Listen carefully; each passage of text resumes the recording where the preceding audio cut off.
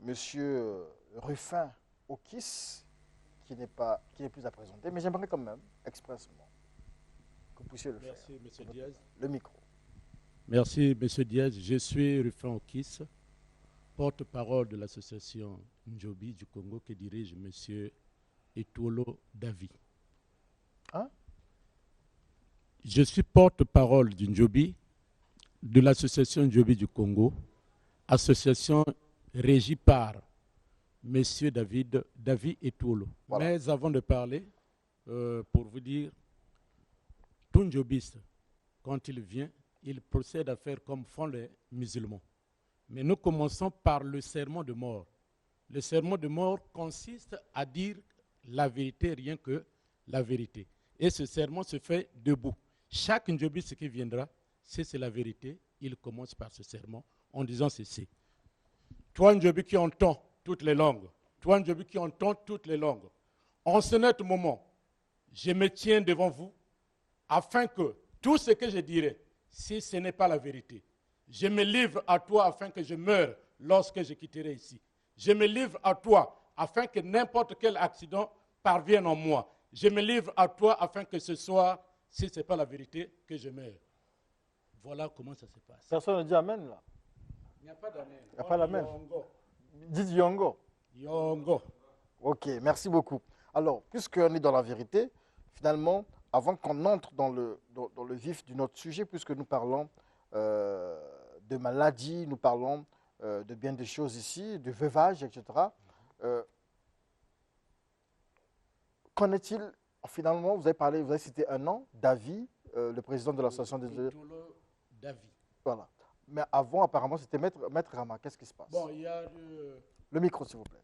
Il y a une chose, nous, Njobis, nous ne parlons jamais des autres sans que la personne soit devant. D'accord. En fait, nous, on vous connaissait. Moi, je suis un peu surpris, hein, parce que vous n'êtes plus avec Maître Rama. Nous y sommes du fait que tout Njobi est Njobis. Et je venais de vous dire ceci. De part et d'autre, je jouais le même rôle. Ah, d'accord. Ah, d'accord, ok. De part et d'autre, vous jouez le même rôle. Oui. Vous êtes un Nganzobi, un Nganganzobi. Il y a une différence entre les deux? Bon, il y a une différence. Je suis Nganganjobi, pas Nganjobi. Nganjobi, c'est le propriétaire. Je venais encore d'être... je venais de suivre les cours à Mambouana. C'est bien que vous ne me voyez plus à la télévision ici. Après Mambouana, à Sibiti, je suis allé à Kélé, à Otaba, resuivre encore les cours afin que je sois encore plus sanctifié et fortifié. D'accord. Dans le Nzobi, vous traitez quel genre de maladies? Oui. Simplement les maladies mystiques ou même les maladies naturelles? Ok, je viens. Toutes sortes de maladies venant du sort envoyé par les sorciers, le Njobi traite. Je peux vous prendre le cas de la sorcellerie. J'ai dit bien le cas de la folie. Une personne a été ensorcelée après avoir été chez un féticheur ou un sorcier. Il devient fou. Nous avons la possibilité de ramener ce fou ou cet aliéné à son état normal. Le sorcier venait de parler de la prostitution. La prostitution également est un sort que l'on jette. Une fois jeté, la femme livrée aux mains d'un Njobis, elle se mettra à suivre un traitement qui fera de cette dame une femme fidèle. En sus de cela, nous avons les maladies comme le Mwanja, les maladies comme les Zona, ce qui vient du Zaïre, là, comment on appelle ça? Le Mbassou. Toutes ces maladies-là, nous les traitons. Nous traitons à l'aide de tout ce qui est naturel et nous traitons également spirituellement. À quel moment nous traitons spirituellement? Nous traitons selon l'esprit seulement, lorsqu'il y a la présence du folklore que nous appelons le Njobi. S'il y a la danse, donc la dimension de la maladie, c'est comme la folie, que l'homme se déshabille, l'homme se met même à tuer, à frapper les gens. Là, il y a l'intervention obligatoirement de la danse. Alors, traitement spirituel, vous avez parlé de danse, folklore, musique, Nzobi. En dehors de la musique Nzobi, comment ce traitement se fait? Le traitement pour traiter n'importe quelle sorte de personne, nous débutons par ce qui est naturel. Par exemple? Nous débutons par ce que la nature nous offre. Après ce que la nature nous offre, si nous voyons que la personne ne sera pas rapidement guérie, nous appelons l'intervention de la danse. C'est cette danse initiatique qui fait de sorte que les esprits agissent puissamment. Voilà comment ça se passe. D'accord. Lorsqu'on traite un malade, un patient, dans les Nzobi, dans les rites et traditions Nzobi, si je peux dire ça comme ça, il y a souvent ce qu'on appelle le mea culpa, l'aveu, la repentance. Il faut d'abord avouer le mal qu'on aurait fait quelque part, parce que lorsqu'on est victime d'un sort, certainement qu'on a, dans le cas où on a eu à faire du mal à quelqu'un, et tout ça, il faut d'abord se repentir avant que la guérison ne va, parce que vous aurez beau faire vos danses et tout ça, mais la personne ne sera pas délivrée. Bon, chez nous, la guérison est à titre obligatoire, je m'exprime. À titre obligatoire, pourquoi? Nous commençons à guérir l'homme. Une fois que nous savons que telle personne qui ne parlait pas commence à parler, c'est partant de là, vous-même, vous allez confesser le mal que vous avez eu à faire. Le Njobi ne tue pas. Le Njobi ne tue pas, le Njobi protège, le Njobi guérit. Celui qui meurt du Njobi, c'est celui-là qui a le péché. Une fois que le péché est gardé, conservé dans son fort intérieur, vous trouverez la mort. Mais si vous dévoilez tout le mal que vous avez eu à faire face à autrui, le vol, les adultères, rien ne fera de sorte que vous soyez toujours malade. C'est la guérison qui intervient. D'accord. Si par exemple, le malade, le patient, est en France, il est par exemple à Kinshasa, il est loin de vous, à des milliers de kilomètres, il faut prendre un avion, il faut prendre un bateau pour aller là-bas. Est-ce que vous pouvez guérir à distance? Est-ce que vous pouvez traiter à distance? Ok. Le Njobi traite la personne physique sur place et spirituellement, comme je venais de parler des danses. Nous pouvons toutefois danser en pleine nuit. On évoque, et en invoquant cela, la personne qui est là-bas sera touchée. Une fois touchée, c'est la guérison qui interviendra. Et ça, c'est dans le cas où cette personne qui se trouve à Kinshasa n'a pas la possibilité de venir à Brazzaville. Nous n'avions pas aussi la possibilité de partir. Et comme il y a l'Internet qui est là, il y a tout ce qui... Aujourd'hui, tout est visuel, puisque le monde est devenu comme ça. Nous faisons les choses ici, depuis là-bas, la personne suit, soit sur sa tablette, et le tout passe comme ça, la guérison est là. Vous avez des cas réussis comme ça? Nous avons réussi... Une expérience en ce sens? Mais vous avez vu... la fois dernière, là, le Guadeloupéen qui était là. Si le Guadeloupéen est arrivé ici, c'est suite au traitement qu'on a administré ici, mais lui là-bas, il était guéri. Et c'est ce qui lui a permis de partir avec nous jusqu'à Mambouana afin de devenir membre. C'est cela.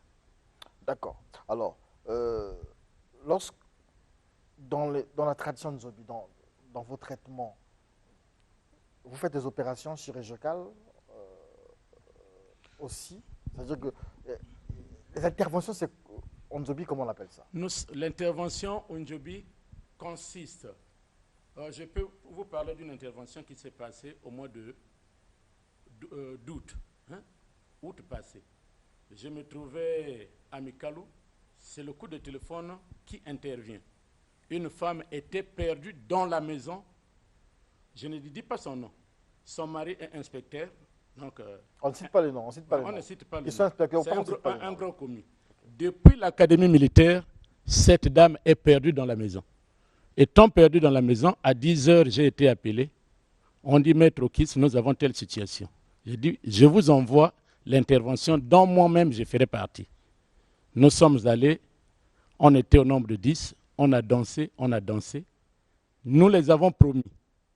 Jusqu'à demain, si cette dame ne se voit pas, ça voudrait dire qu'elle est morte. Si elle est encore en vie, nous vous donnons 24 heures seulement pour retrouver cette dame. On a fini la danse à 19 heures. À 22 heures, cette femme qui est perdue dans la maison à l'académie militaire s'est retrouvée à Linzolo. On l'a retrouvée à Linzolo. On l'a amenée chez les prêtres. Les prêtres les ont amenés pour remettre Onjobis afin que sa mémoire revienne en place. Voilà ce que nous appelons par intervention. L'intervention peut être également, vous avez un homme fort comme Maître Okis qui vous ravit la parcelle. Vous nous appelez, vous dites, cette parcelle est bien ma parcelle à moi. J'ai payé, voici mes papiers. Agissez à ma place. Nous allons agir sans appeler le nom de quiconque. Et les faits se feront après. La personne de lui-même viendra pour vous restituer votre bien. Voilà ce que nous appelons intervention. L'intervention chirurgicale, au Ndjobi également, il y en a deux. On vous donne les produits. On ne déchire pas le ventre. On n'ouvre pas le ventre. On vous provoque une diarrhée qui fera de sorte que vous reprenez la forme bien après.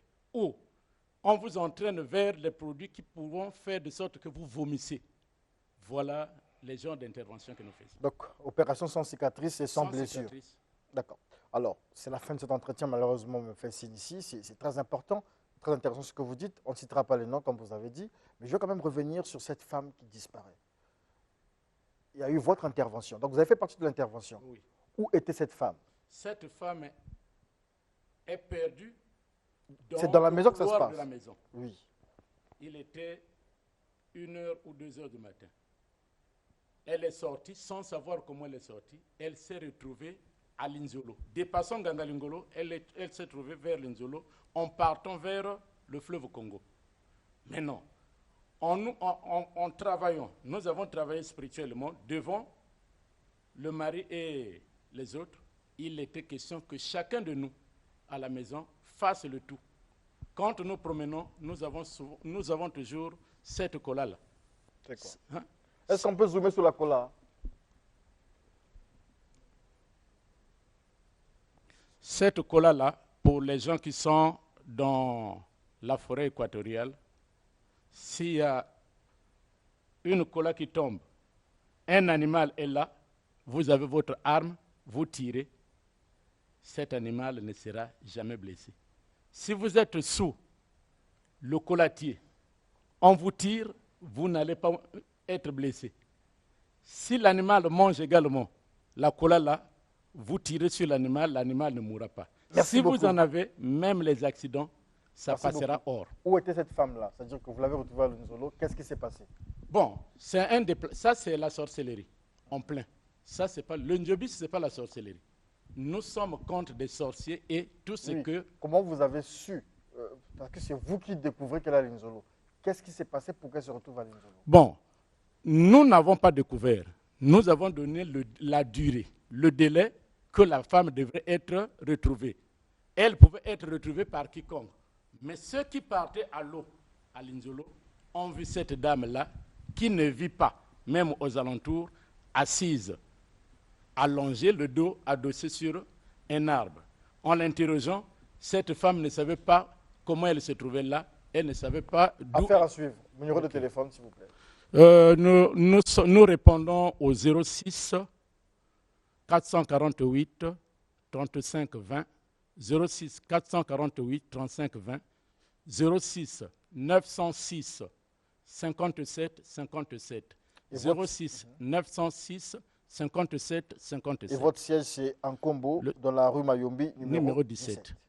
Ok. À côté de la télévision. D'accord. Non loin d'ici. Et Maître Barsou Lakanda est vers Linzolo là-bas. Je connais très bien Linzolo. Oui. Votre adresse? Je suis à Mayanga. précisément à Moussoso Lampadaire. Mon numéro de téléphone, c'est le 06 500 87 89. 06 500 87 89. Merci beaucoup. Apparemment, les obus sont plus puissants que vous. Hein. Non, je ne pense pas. Voilà, merci beaucoup. C'est la fin de cet entretien. J'appelle ici M. Jeffrey Basungama.